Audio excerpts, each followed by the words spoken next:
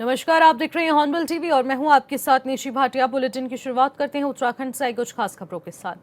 राजभवन में आयोजित लोक मिलन कार्यक्रम के दौरान राज्यपाल लेफ्टिनेंट जनरल गुरमीत सिंह ने पूर्व सैनिकों और उनके परिजनों और दूर दराज क्षेत्रों से पहुंचे आम नागरिकों की समस्याओं को सुना।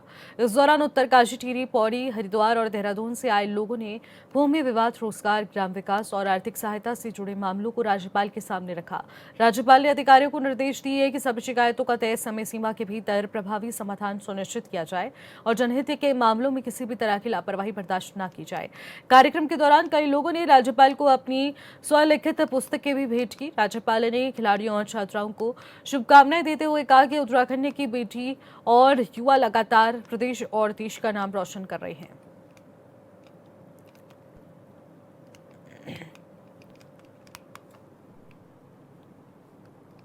पेट्रोल डीजल संकट पर प्रधानमंत्री मोदी की अपील के बाद सीएम पुष्कर सिंह धामी ने भी प्रतिक्रिया दी है। उन्होंने कहा कि राष्ट्रीय हित को सर्वोपरि रखते हुए ऊर्जा संसाधनों की बचत हम सभी का सामूहिक उत्तरदायित्व है। प्रधानमंत्री नरेंद्र मोदी की देशवासियों से की गई अपील केवल आर्थिक बचत के लिए नहीं, बल्कि आत्मनिर्भर और सशक्त भारत के निर्माण की दिशा में भी महत्वपूर्ण कदम है।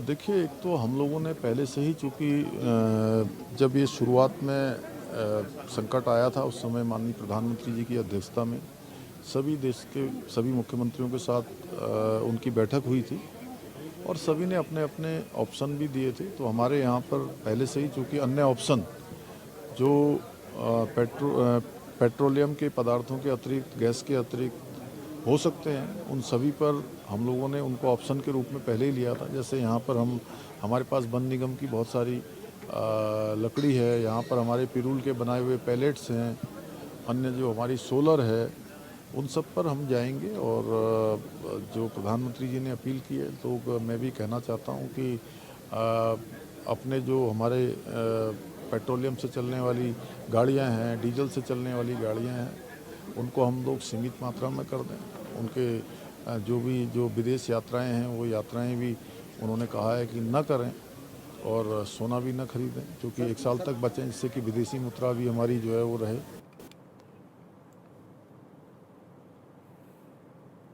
उत्तराखंड में 2027 में विधानसभा चुनाव होनी है और जिसको लेकर राजनीतिक दलों में तैयारियां शुरू हो चुकी हैं।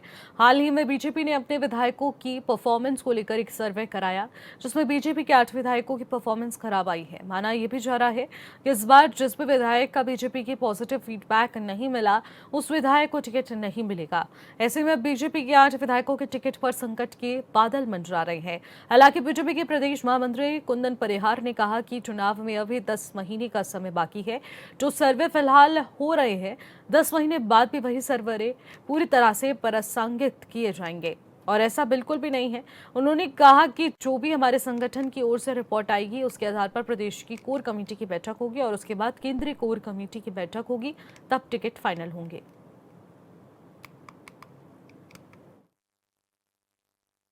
देखिए, पार्टी के अंदर संगठन से लेकर के सरकार तक सब एक दिशा में चल रहे हैं।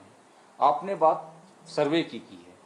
हम कह रहे हैं कि कई बार पार्टी का जो सर्वे होता है, पार्टी का सर्वे जो होता है वो संगठन के आधार पर होता है। वो जो संगठन के आधार पर अभी 10 महीने चुनाव के हैं, तो जब संगठन के आधार पर जो सर्वे आएगी, जो हमारे पास रिपोर्ट आएगी, उसी रिपोर्ट के आधार पर हमारी प्रदेश में बैठक होगी और प्रदेश में बैठक होने के बाद हम प्रत्येक विधानसभा में 3-3 नामों का पैनल केंद्रीय पार्लियामेंट्री बोर्ड को भेजते हैं और वही बोर्ड जो है उसमें अंतिम निर्णय लेती है। तो अभी 10 महीने का समय है। अनेक इसमें जो भी रिपोर्टें आप लोगों के माध्यम से आई है या आ रही हैं, तो उसमें परिवर्तन होने की बहुत संभावना है। हम समझते हैं कि 10 माह के बाद जो हमारा अंतिम जो सर्वे होगी, जो रिपोर्ट पार्टी के माध्यम से आएगी, भारतीय जनता पार्टी के विधायक 57 के रिकॉर्ड को तोड़ करके आगे बढ़ेगी। हम 60 पार जाएंगे। सरोवर नगरी नैनीताल में कुमाऊं आयुक्त और मुख्यमंत्री सचिव दीपक रावत ने एसडीएम कार्यालय, तहसील कार्यालय और निबंधन कार्यालय का निरीक्षण किया। इस दौरान तहसील से लेकर एसडीएम कार्यालय तक आयुक्तों को खामियां ही खामियां नजर आई, जिस पर उन्होंने अनुशासनात्मक कार्रवाई के निर्देश दिए। निरीक्षण के दौरान आयुक्त ने धारा 229B के तहत लंबित मामलों की समीक्षा की, जिसमें कुछ प्रकरण 15 से 20 सालों से लंबित हैं, और इस पर आयुक्त ने उप जिला मजिस्ट्रेट को निर्देशित किया कि पुराने मामलों में अनावश्यक लंबी तिथियां न दी जाए और त्वरित निस्तारण सुनिश्चित किया जाए।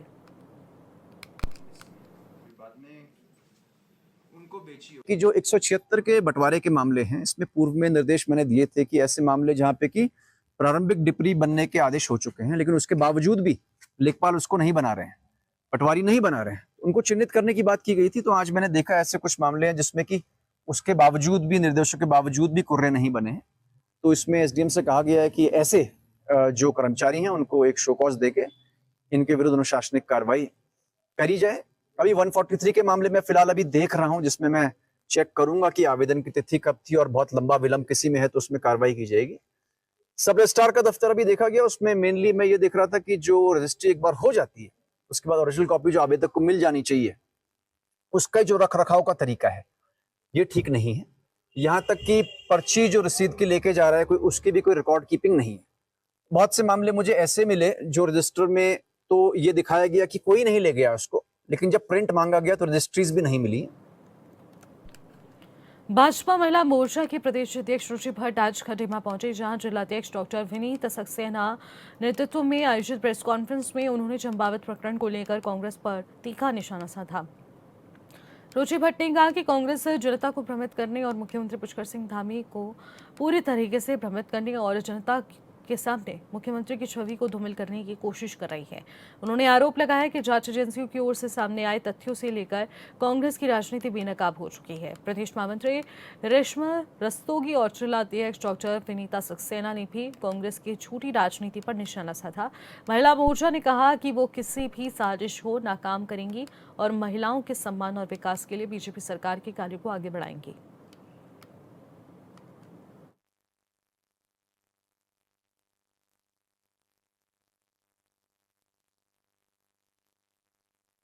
कैसे कांग्रेस पार्टी ने एक विषय को, और वो भी एक गलत विषय को, जो कि एक षड्यंत्र का रूप जिस विषय ने लिया है, उसको ऐसे बनाकर पोर्ट्रे किया है कि जैसे वो घटना हुई है। 6 तारीख को जो घटना एक बच्ची 16 साल की बच्ची के साथ जो एक प्लानिंग और प्लॉटिंग के तहत, एक मैं कहूँगी जघन्य कृत्य प्लानिंग और प्लॉटिंग से किया है, उस बात की हम लोग चर्चा कर रहे हैं। चंपावत में उस बच्ची के साथ उसको बहला फुसलाकर, उसको सिखा पढ़ाकर उसको बोला गया कि आप ऐसे कहिएगा कि आपके साथ दुष्कर्म हुआ है, और उसके तहत एक जो 6 तारीख को एक जो केस था वो रजिस्टर हुआ, और पॉस्को के तहत वो केस रजिस्टर हुआ। उस पर फिर हमारे जो अधीक्षक, पुलिस अधीक्षक महोदया हैं, उन्होंने एसआईटी बिठाई, 10 जनों की एसआईटी की टीम बैठी और पूरी विवेचना हुई। बच्ची का मेडिकल हुआ और उसके बाद उसका मजिस्ट्रेट बयान हुए। सभी प्रक्रिया होने के बाद जो फॉरेंसिक और बाकी जो सीसीटीवी कैमरा से जो भी बातें सामने आई, उससे ये पता चला कि ये घटना हुई नहीं थी। इसे सिर्फ एक नाटकीय रूप देकर भारतीय जनता पार्टी की सरकार को बदनाम करने के लिए माननीय हमारे जो चीफ मिनिस्टर महोदय हमारे पुष्कर सिंह धामी जी, उनके विधानसभा क्षेत्र में ये घटना हुई, और खासकर इसलिए क्योंकि कांग्रेस के पास कोई मुद्दा नहीं है, मुद्दा विहीन पार्टी है इस टाइम। तो वो ऐसे ऐसे मुद्दे लेकर आ रही है जो मुद्दे होते नहीं हैं और वो बनाए जाते हैं। उधम सिंह नगर दिनेशपुर क्षेत्र में परिवहन विभाग की टीम ने स्कूल बसों को रोककर गहन जांच की, और इस दौरान बच्चों को स्कूल ले जा रही बसों के दस्तावेज, फिटनेस परमिट, फायर एक्सटिंग्विशर और अन्य सुरक्षा मानकों की जांच की गई, जिसमें कई स्कूल बसों में अनियमितताएं पाए जाने पर वाहन विभाग अब सख्त कार्रवाई करते हुए कुछ बसों का चालान काट रहा है, जबकि कई वाहनों को सीज भी किया गया। इस संबंध में परिवहन विभाग के अधिकारी मुकुल अग्रवाल ने बताया कि पूरे उत्तराखंड में स्कूल वाहनों की विशेष चेकिंग भी की जा रही है, और उन्होंने कहा कि बच्चों की सुरक्षा को देखते हुए किसी भी प्रकार की लापरवाही बर्दाश्त नहीं की जाएगी।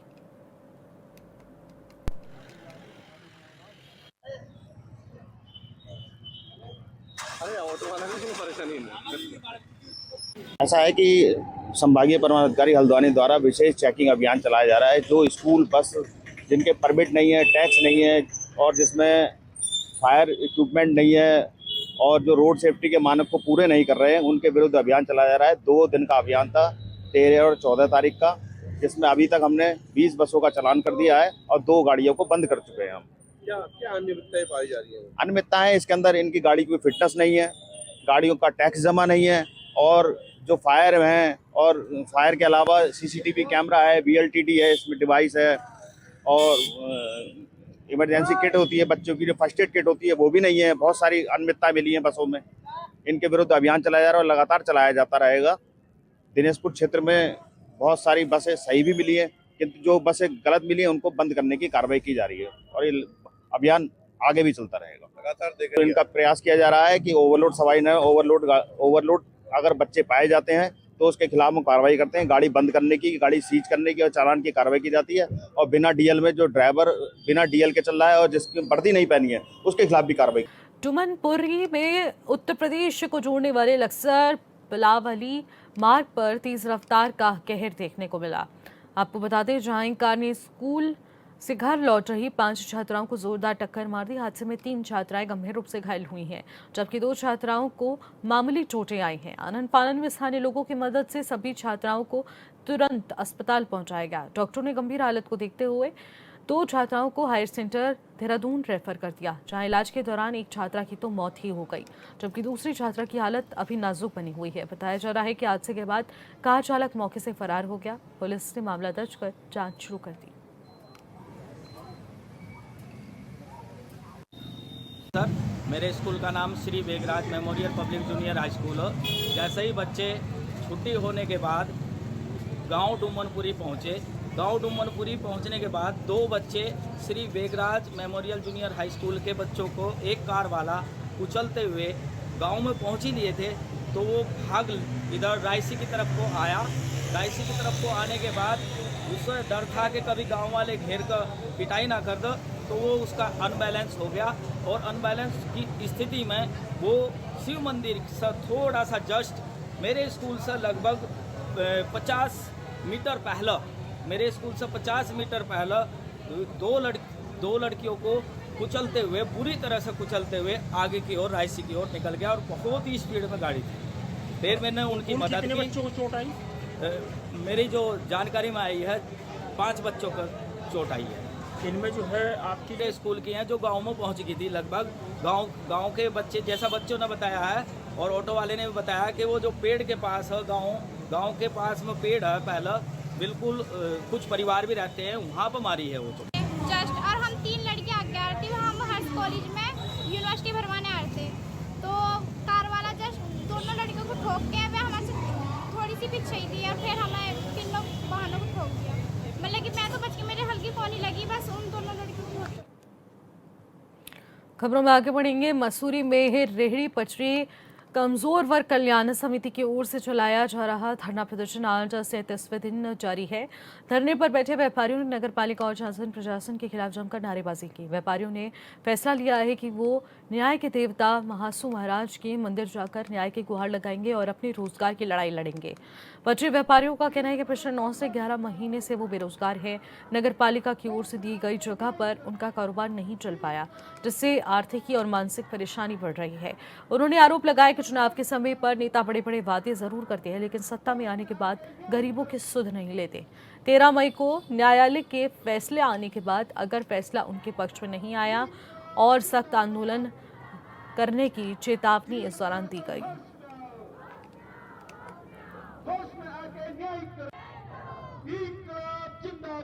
जैसा कि आप सबको पता है कि हम जो है आज हमारे धरने का 37वां दिन है और हमारी क्या दशा है वो हमारे अन्य प्रवक्ताओं ने भी बता दिया आपको। मैं ज़्यादा नहीं बोलूँगा क्योंकि हम इंसान हैं। इंसान पहले प्रयास करता है, जब प्रयास करते करते वो लास्ट में जो है उसको कोई परिणाम नहीं मिल पाता है तो लास्ट में भगवान के दरवाजे पे जाता है। आज हमारे पास कोई भी विकल्प नहीं रहा, सिर्फ भगवान के दरबार में जाने के अलावा हमारे पास कोई विकल्प नहीं है, क्योंकि इस शासन प्रशासन ने हमको इस स्थिति पे ला दिया कि आज हमारे बच्चे पालने बहुत मुश्किल हो गए, आज हमारा घर चलाना बहुत मुश्किल होगा, आज हमारे बच्चों को स्कूल की फीस देनी मुश्किल हो गई है। अब हमारे पास कोई साधन नहीं है। जी, हम ये आंदोलन जो कर रहे हैं, ये आंदोलन हमारे जो है 11 महीने पहले जो माननीय अध्यक्ष जी द्वारा इन लोगों को हटाया गया था वेंडिंग जोन के नाम पे। ना वेंडर जोन बना, ना आज तक ना इन लोगों की रेडी पटरी लगी। ये लोग जो है पिछले 11 महीने से जो है बेरोजगार हैं और 37 दिन से ये लोग यहाँ पे धरना पे बैठे हुए। इनका कहना था, इनकी एक ही मांग थी कि जब तक हमारा वेंडर जोन नहीं बनता है तब तक जो है हमें यथावत मार रोड पे बिठाया जाए, जिससे कि इनकी घर की आजीविका चल सके। क्योंकि आज इतनी बड़ी आर्थिक स्थिति इनके सामने खड़ी हो गई है कि इनके बच्चों ने स्कूल छोड़ दिया है, घर में जो है चूल्हा इनका ठंडा पड़ गया है, पर तभी भी जो है हमारी नगर पालिका शासन प्रशासन और अध्यक्ष जी को थोड़ी सी भी दया नहीं आ रही है। जब तक नगर पालिका वेंडर जोन नहीं बनाती है तब तक इन्हें फुटपाथ पर बैठने दे जाए, ये अपना रोजी रोटी कमाए। क्योंकि कहीं ना कहीं ये लोग बहुत परेशान है। लगभग 1 साल हो गया और सभी लोग परेशान हैं जो फुटपाथ पर बैठे, जो इन्हें हटाया। कुछ लोग इन्हें कहीं बिठाया वो भी परेशान है, कुछ झील पे बिठाया वो भी परेशान है, कुछ सब परेशान है। किसी का कोई रोजगार नहीं चल रहा, मजबूरी है। तो मेरा आपके माध्यम से नगर पालिका प्रशासन, जिला प्रशासन, उत्तराखंड सरकार से निवेदन है कि ये इस प्रदेश की जनता, इस प्रदेश के लोग हों, शहर के लोग हों, गरीब लोग हों, बेरोजगार लोग हों, आपके पास तो रोज़गार तो है नहीं जो इन्हें आप दे दें, नौकरी आपके पास है नहीं, मार्केट आप बना नहीं रहे, तो कम से कम ये फुटपाथ पे बैठ कर अपने गुजर बसर कर रहे हैं, तो इधर कर ले दे रहे। अब वहाँ पे बैठ के क्या करें, जो रोज जाने खाली आना, तो क्या फायदा वहाँ पे बैठ के। वैसी जगह हमको चिन्हित करे जहाँ हमारा रोजी रोटी चल सके। हम ये नहीं बोले कि हमको अच्छी जगह दो जहाँ हमारा रोजी रोटी चल सके और हमारे बच्चे पल सके। आज देखो हम इतने सालों से लगा रहे रोड पे, आज इसी बार क्यों दिक्कत आ गई नगर पालिका को रोड पे नहीं बैठना है। इससे पहले भी इतने चेयरमैन बने, शासन प्रशासन था, इसी बार क्यों दिक्कत आ गई हमारा रोड साफ करनी है। साफ किसके कारण करी हमको सब पता है, किसके कारण हमारा रोड साफ करी, क्या है कैसा है। पर लेकिन हम भी है भैया, हम भी यहाँ के मसूरी के नागरिक है। ऐसा नहीं है, जब हम इनके लिए सब कुछ कर सकते हैं तो अपने लिए हम सब कुछ कर सकते हैं। जब हम इनको सीट पे बैठा सकते हैं तो हम रोड पे बैठेंगे। हमने इसलिए नहीं बैठाया था कि तो हमको मसूरी से पता साफ और हमारा घर से बेघर करे, हमने इसलिए बैठाया था कि हमारी रोजी रोटी चल सके। चारधाम हेली सेवा को सुरक्षित और सुगम बनाने में यूकाटा का integrated command and control and communication centre अहम भूमिका निभा रहा है। देहरादून के सहस्त्रधारा हेलीपोर्ट से बने इस आधुनिक सेंटर से खराब मौसम में भी हेली सेवाओं की रियल टाइम मॉनिटरिंग की जा रही है। ICCC में DGCA और IMT और यूकाटा के 6 सदस्यीय टीम ATC के साथ समन्वय कर रहे हैं और हेली ट्रिप पर नजर रखी जा रही है। सभी रूटों पर लगे PTZ कैमरा हेलीकॉप्टरों की लैंडिंग टेक ऑफ में सतत निगरानी करते नजर आए हैं, जिससे आपात स्थिति में तुरंत कार्रवाई हो सके। यूकाटा CEO डॉक्टर आशीष चौहान ने बताया कि CM धामी के निर्देश पर यात्रा को तकनीक और सुरक्षित बनाया जा रहा है। DGCA के निर्देश पर सहस्त्रधारा और सिरसी में ICCC स्थापित किए गए हैं, जहां पर विजिबिलिटी और मौसम देखकर ही शटल सेवा को मंजूरी दी जा रही है। उन्होंने बताया कि 22 अप्रैल से अब तक 21,000 से ज्यादा श्रद्धालु हेली सेवा से दर्शन कर चुके हैं। फाटा, गुप्तकाशी और सिरसी से शटल सेवाओं के जरिए 17,976 और चार्टर सेवा से 3,984 से अधिक यात्रियों ने यात्रा की है।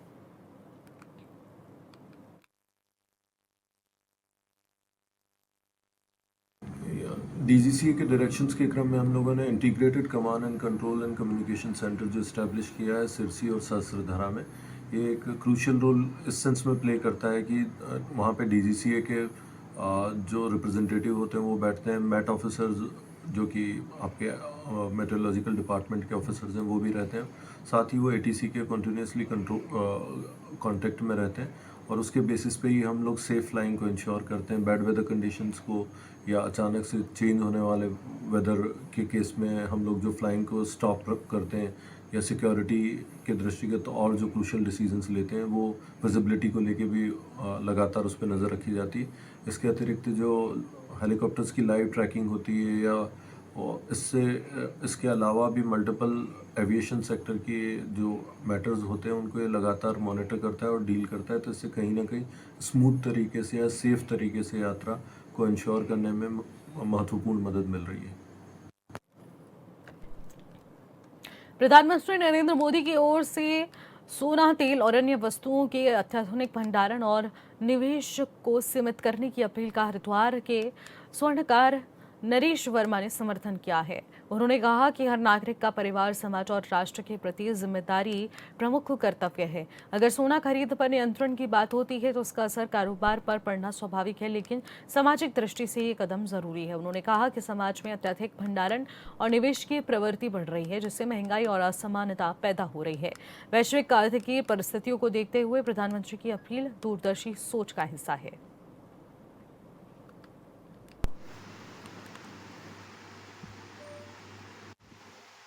आजकल समाज के अंदर एक कुरीति आ गई है, स्टॉक करना, भंडारण करना, चाहे वह तेल का है, अनाज का है या स्वर्ण का है। भंडारण से क्या होता है कि समाज के अंदर स्थिति खराब होती है, समाज के अंदर समानता नहीं रहती है, भाव बढ़ जाते हैं, जिसके कारण मोदी जी ने, जहाँ तक मेरा अपना विचार है, शायद इसी बात को ध्यान में रखते हुए इस बात को रखा होगा कि अभी हमें कुछ समय के लिए, क्योंकि अभी राष्ट्र की, दुनिया के अंदर वैश्विक मंदी, आर्थिक मंदी का दौर चल रहा है, चाहे वो रशिया हो, अमेरिका हो, चाइना हो या कोई भी।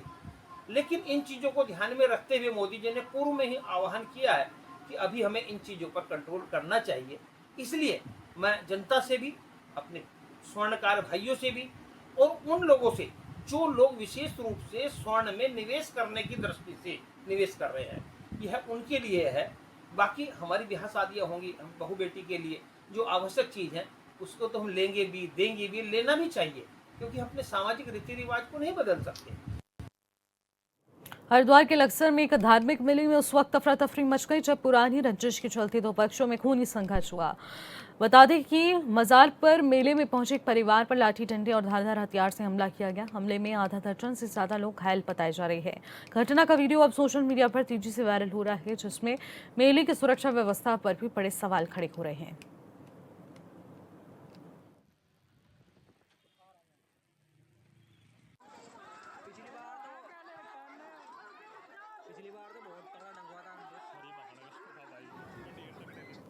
फिलहाल इन खबरों में इतना ही। आप देखते रहिएगा हॉर्नबिल टीवी। नमस्कार।